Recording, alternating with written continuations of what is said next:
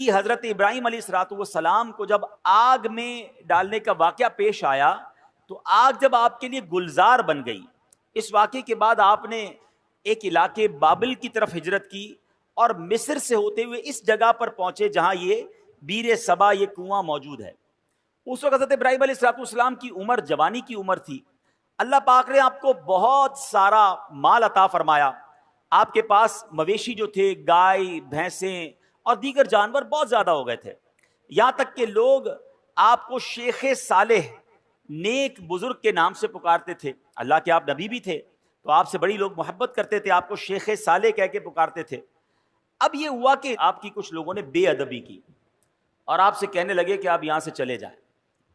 حضرت ابراہیم علیہ الصلوۃ والسلام نے کوئی لڑائی جھگڑا نہیں کیا، اپنا سامان اٹھایا اور آپ اس علاقے سے چلے گئے اور جبرون نامی شہر تشریف لے گئے، جس کو آج کل اس شہر کو الخلیل کہتے ہیں۔ بہرحال اللہ کریم انبیاء کرام کی یہ ادبی کیسے معاف فرماتا؟ اللہ پاک تو اپنے نبیوں سے بڑی محبت فرماتا ہے، رب کریم بے ادبوں کو ضرور سزا دیتا ہے۔ اب کیا ہوا کہ اس علاقے کے لوگوں کو یہ سزا ملی کہ جب وہ اس کنویں کے پاس پہنچے جہاں سے پانی لیتے تھے، اس سارا کنواں جو ہے وہ سوکھ گیا تھا، بلکہ اس شہر میں جتنے بھی کنویں تھے سارے ہی سوکھ گئے تھے۔ یہ لوگ بڑے پریشان ہوئے کہ پانی کا ایک قطرہ نہیں، کدھر گیا پانی؟ تو کچھ لوگوں نے کہا کہ شیخ صالح کی بے ادبی کی ہے، اللہ کے نیک بندے کو ہم نے تنگ کیا ہے، یہ ہو سکتا ہے اسی وجہ سے بے ادبی کی ہمیں سزا ملی ہے۔ اب یہ لوگ پھر حضرت ابراہیم کی بارگاہ میں حاضر ہوئے، معافی مانگنے لگے کہ حضور ہمیں معاف کر دیں، ہم نے آپ کو باہر نکال دیا، حضور واپس آ جائیں، اس شہر میں پھر کرم فرمائیں۔ حضرت ابراہیم علیہ السلام نے کہا کہ میں تو نہیں آتا، اب تم میری 7 بکریاں لے جاؤ، ایک ایک بکری کو ایک ایک کنویں کے پاس کھڑی کر دو، جیسے ہی وہ بکریاں کنویں کے پاس پہنچے گی انشاءاللہ کنویں میں پانی واپس آ جائے گا۔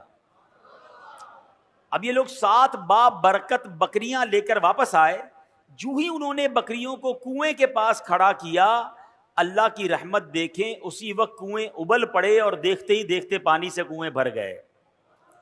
اسی وجہ سے اس مقام کا نام بیر سبا یعنی 7 بکریوں والا کنواں، یہ نام مشہور ہو گیا۔ میرے پیارے اسلامی بھائیوں، اس واقعے سے کیا سیکھنے کو ملتا ہے؟ پہلے تو حضرت ابراہیم علیہ الصلوۃ والسلام کی کیا شان ہے، جو ذوالحجہ کا مہینہ ہے حضرت ابراہیم کی ہمیں یاد دلاتا ہے۔ جتنے حج کے ارکان ہیں اس میں حضرت ابراہیم کی، حضرت اسماعیل کی، بی بی ہاجرہ کی یادیں ہیں۔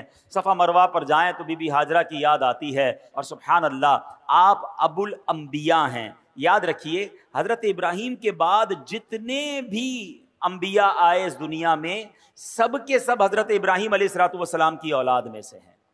حضرت ابراہیم کا مقام سرکار دو عالم صلی اللہ تعالی علیہ وسلم کے بعد کائنات میں سب سے افضل اگر کوئی ہستی ہے تو وہ حضرت ابراہیم علیہ الصلوۃ والسلام ہیں۔ اور سبحان اللہ حضرت ابراہیم کی جہاں اور بہت ساری برکتیں ہیں، آپ کی ایک اور شان یہ بھی ہے کہ آپ کا جو چہرہ انور ہے وہ سرکار دو عالم علیہ الصلوۃ والسلام سے بڑی مشابہت رکھتا تھا۔ میرے آقا علیہ الصلوۃ والسلام فرماتے جس کو ابراہیم کو دیکھنا ہو وہ مجھے دیکھ لے، ہیں نبی پاک کے چہرہ انور سے حضرت ابراہیم علیہ الصلوۃ والسلام کا چہرہ بڑا ملتا۔ تو سبحان اللہ، ایک تو ان کا مرتبہ اتنا بڑا، تو پتہ چلا کہ اللہ والوں کی، اللہ کے نیک بندوں کی اگر بے ادبی کی جائے تو پھر رب عز و جل برکت اٹھا لیتا ہے، پھر اللہ اسے سزا دیتا ہے۔ علماء کرام موجود ہیں، میرا تو بہت چھوٹا سا مطالعہ ہے مگر 2 ہی چیزوں کے بارے میں پڑھنے کا موقع ملا کہ 2 برے کام ایسے ہیں، اگر کوئی بندہ ان 2 برے کاموں میں سے کوئی کام کرتا ہے تو اس کے بارے میں فرمایا یہ کام کرنے والا ایسا ہے کہ اللہ اس سے جنگ کا اعلان فرماتا ہے۔ یہ کتنے بڑے برے کام ہوں گے؟ وہ 2 برے کام کون سے ہیں؟ ایک تو سود کا کام کرنے والا، اور دوسرا فرمایا اللہ کے کسی ولی سے جو دشمنی کرے رب اس سے جنگ کا اعلان فرماتا ہے۔ اب مجھے بتائیے اللہ سے جنگ کر کے کوئی جیت سکتا ہے؟ نہیں نا۔ تو پھر ہر معاملے میں ہر طریقے سے کسی بھی صورت سود کے قریب نہیں جانا ہے۔ اب سوال یہ ہے کہ ہمیں کیسے پتا چلے اللہ کا ولی کون ہے؟ یہ ذرا سمجھیے گا میری بات۔ اللہ نے اپنے اولیاء کو اپنے بندوں میں چھپا کر رکھا ہے۔ دیکھیں انبیاء تو جن کے نام ہمیں معلوم ہیں وہ انبیاء ہیں، ٹھیک ہے، اور 1 لاکھ کم و بیش 24,000 انبیاء جتنے بھی اللہ کے انبیاء ہیں سب پر ہمارا ایمان ہے۔ اب صحابہ کی بھی ایک لسٹ ہے کہ جنہوں نے نبی پاک علیہ الصلوۃ والسلام کا دور بھی پایا اور ان کا دیدار کیا یا ان کی صحبت اٹھائی، ایمان کی حالت میں ان کا دیدار کیا یا صحبت اٹھائی اور ایمان پر ان کا خاتمہ ہوا، وصال ہوا، وہ صحابی ہیں۔ لیکن ولی کو کیسے پہچانے؟ تو علماء فرماتے ہیں کہ اللہ نے اپنے ولیوں کو لوگوں میں چھپا کے رکھا ہے۔ ہو سکتا ہے آج شکارپور کے اس اجتماع میں اللہ کے بہت سارے اولیاء کرام موجود ہوں، ہمیں نہیں پتا۔ تو اب کرنا کیا ہوگا کہ ہمیں ہر مسلمان سے ادب سے بات کرنی ہے، ہر مسلمان سے پیار سے بات کرنی ہے، کسی کا دل نہیں دکھانا۔ کیا پتا میں کسی کے ساتھ بدتمیزی کروں وہی اللہ کا ولی ہو، اور ویسے ہر مسلمان کے ساتھ بدتمیزی سے بچنا ہے۔ ادب تو سب کا کرنا ہے، لیکن اللہ کے ولی کے ساتھ تو بیڑا غرق ہو جائے گا نا۔ تو اپنی زبان کو احتیاط سے استعمال کریں، لوگوں کے ساتھ جو ہے وہ بدتمیزی نہ کریں، کسی پر ظلم نہ کریں، کسی پر زیادتی نہ کریں۔ ہمیں کیا معلوم اللہ کی بارگاہ میں اس کا کیا مرتبہ ہے، بلکہ احادیث میں یہ مضمون ملتا ہے کہ کچھ لوگ ایسے ہوں گے کہ جو پراگندہ بال ہوں گے، یعنی بال بکھرے ہوئے ہوں گے، کپڑے ان کے اتنے اچھے نہیں ہوں گے، ان کو اپنی محفل میں کوئی نہیں بلاتا ہوگا، نہ آئیں تو کوئی نوٹس بھی نہیں کرتا۔ آقا علیہ الصلوۃ والسلام فرماتے ہیں مگر اللہ کی بارگاہ میں ان کا وہ مقام ہوتا ہے کہ اگر وہ قسم اٹھا لیں کسی معاملے پر، رب ان کی قسم پوری فرما دیتا ہے۔ ہم تو عام طور پہ لوگوں سے ملتے بھی ان کے لباس کو دیکھ کے، ہاں یار یہ ذرا رکھ رکھاؤ والا ہے، اس سے ملنا ہے، اس کو ساتھ بٹھانا ہے، نہیں یار اس کے کپڑے میلے ہیں، یہ تو دکھنے میں بڑا غریب لگتا ہے، ٹوٹی ہوئی چپل پہن کر آیا ہے، اس کو کہاں اپنے قریب آنے دوں، اس کے کپڑوں سے بو آ رہی ہے۔ نہیں، کسی کے لباس، کسی کے حلیے، کسی کی غربت دیکھ کر اس کی بے عزتی نہیں کرنی ہے، سب کے ساتھ پیار سے پیش آئے۔ ہمیں نہیں پتا اگر وہ اللہ کا ولی ہوا اور کسی معاملے میں ہم سے ناراض ہو گیا نا تو چلتی گاڑی رک جانی ہے، سارے بنے کام بگڑ جانے، کیونکہ رب کا ولی ہے، رب کا دوست ہے۔ ہمیں نہیں پتا ہم کسی کے ساتھ زیادتی کریں اور پھر جب رب بدلا دے، رب کی قدرت کی طرف سے بدلا آتا ہے تو ہم مارے جائیں گے، ہم تباہ و برباد ہو جائیں گے۔ تو اے میرے پیارے اسلامی بھائیوں، پہلا مدنی پھول یہ لے کر جائیے، کسی مسلمان کے ساتھ زیادتی نہیں ہونی چاہیے، کسی مسلمان کو تکلیف نہ پہنچائیں۔ حدیث پاک میں آتا ہے من آذا مسلما فقط آذانی، میرے آقا فرماتے جس نے کسی مسلمان کو تکلیف دی وہ ایسا ہے جیسا اس نے مجھے تکلیف دی۔ فرمایا ومن آذانی فقط آذ اللہ، اور جس نے مجھے تکلیف دی وہ ایسا ہے جیسے اس نے اللہ کو تکلیف پہنچائی۔ بات کہاں تک جاتی ہے ایک مسلمان کو تکلیف دینے میں؟ اب وہ سوچے جو مسلمانوں کو گالیاں دیتے ہیں، وہ سوچے جو مسلمانوں کا مال دباتے ہیں، وہ سوچے جو چوریاں کرتے ہیں، جو زمین پر قبضہ کر لیتے ہیں، جو یتیم بیواؤں کا بلکہ اپنی بہنوں کا ورثہ دبا لیتے ہیں، وہ کیا جواب دیں گے اللہ کی بارگاہ میں؟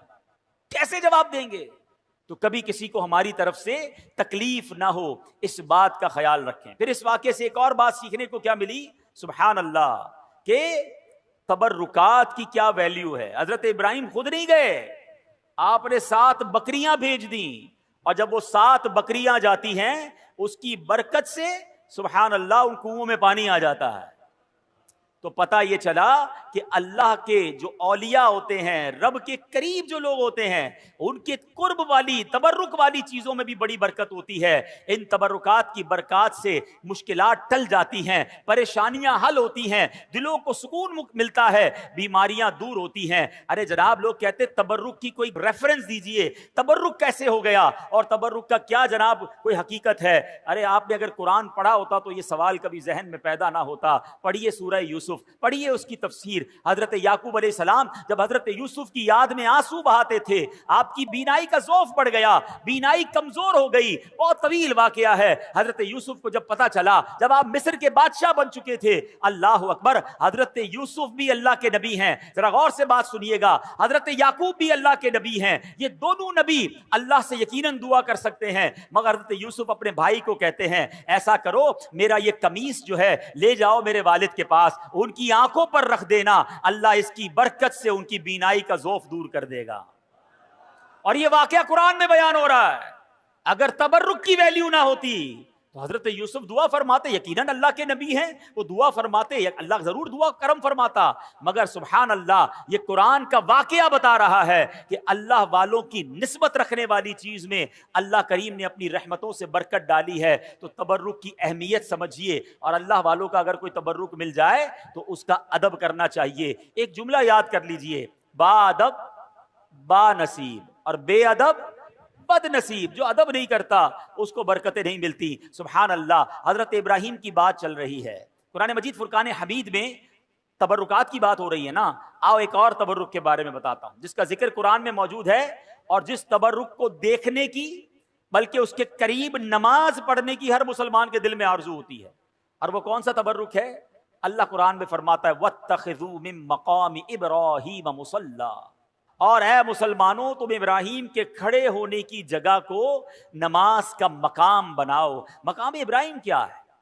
ایک پتھر ہے. حضرت ابراہیم علیہ السلام اس پتھر پر کھڑے ہو کر کعبے کی آپ نے تعمیر فرمائی, اور سبحان اللہ یہ کمال کا پتھر ہے. اب دیکھیے آج شکارپور کے اس فیضان مدینہ میں ہم بیٹھے ہیں, اس کی چھت جب بنی ہوگی کسی انسان کا ہاتھ تو نہیں پہنچا ہوگا نا, کوئی نہ کوئی لفٹ لگائی گئی ہوگی, اس کے بعد وہ شٹرنگ لگاتے ہیں, مزدور اوپر چڑھتے ہیں اور چڑھ کر کام کرتے ہیں. اگلا فلور ہو تو ایک اور لفٹ لگائی جاتی ہے, جتنا قد ہوتا ہے وہاں تک بندے کا ہاتھ پہنچتا ہے, اس کے اوپر کے لیے کسی لفٹر کی ضرورت پڑتی ہے. سبحان اللہ. 5000 سال سے پرانی بات ہے جب حضرت ابراہیم کعبے کی تعمیر کر رہے تھے. بتاؤ نا حضرت ابراہیم نے یہ قد سے اوپر پتھر کیسے رکھے ہوں گے؟ سبحان اللہ. تفاسیر میں یہ ملتا ہے کہ جس پتھر پر حضرت ابراہیم کھڑے ہو کر کعبے کی تعمیر کر رہے تھے, حضرت اسماعیل پتھر پکڑاتے جاتے, حضرت ابراہیم پتھر رکھتے جاتے, اور جب یہ دیوار اونچی ہو جاتی مقام ابراہیم بھی اونچا ہوتا چلا جاتا. مقام ابراہیم جو پتھر ہے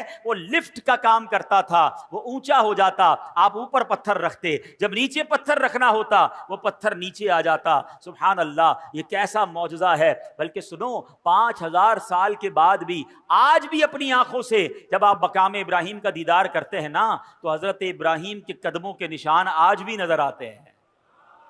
اللہ نے اس تبرک کو کیسے باقی رکھا ہے, اس کی حفاظت کا کیسے انتظام کیا ہے. جناب 400-500 سال 700-800 سال میں عمارت تباہ ہو جاتی ہے, عمارت مخدوش ہو جاتی ہے, گرنے کے قریب ہو جاتی ہے.